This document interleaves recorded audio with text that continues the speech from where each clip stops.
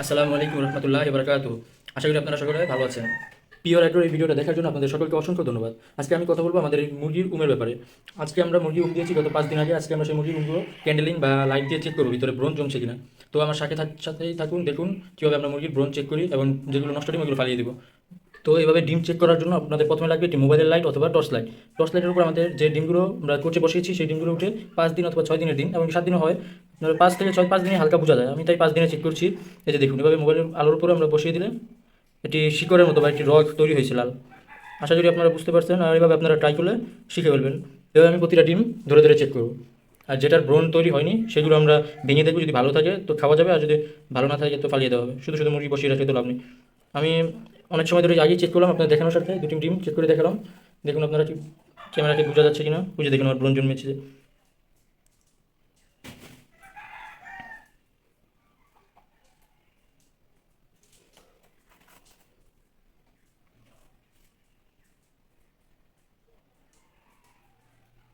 শিকড়ের মতো লাল লাল দেখা যাবে। তো আমি চেক করে দিলাম, আমি 100টি ডিম বসিয়েছি। আমার 100টি ডিমের মাঝখান থেকে আমার 96টি ডিমই আমার ব্রণ জন্মিয়েছে, আর বাকি 4টি ডিম আমার নষ্ট হয়ে গেছে। তো মাসাল্লাহ 96টি ডিম নিয়েই আমার মুরগি বসে আছে। এই যে দেখুন, এই যে মুরগিকে দিব।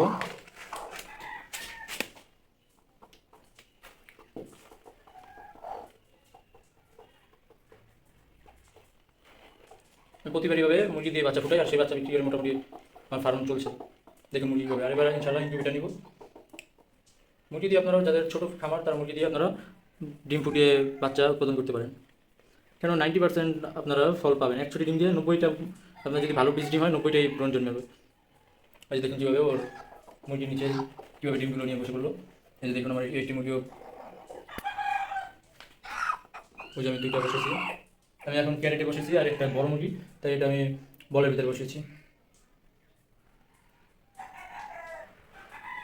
এই 3টা, এখানে একটা 4টা, আর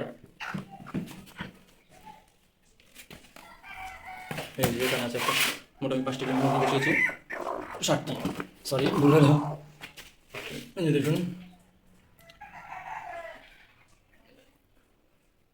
আপনাদের যাদের মুরগি উকুন হয়, মুরগি উমে কোচে বসানোর পর, তো তাদের জন্য একটি পরামর্শ, তারা আপনারা এই চিটার ভিতর, এটি নিয়ে আমি পরবর্তীতে একটি ভিডিও দেবো। তো আমার চ্যানেল যারা এখন পর্যন্ত সাবস্ক্রাইব করেনি, তারা আমার চ্যানেলটা সাবস্ক্রাইব করে পাশে থাকা বেল আইকনটি অন করে দেবেন, যাতে আমার নিত্য নতুন ভিডিও আপনারা সে সকলের আগে আপনার কাছে পৌঁছে যায়। তো আজকে পর্যন্ত বিদায় নিচ্ছি। আসসালামু আলাইকুম রহমতুল্লাহি বারাকাতুহু।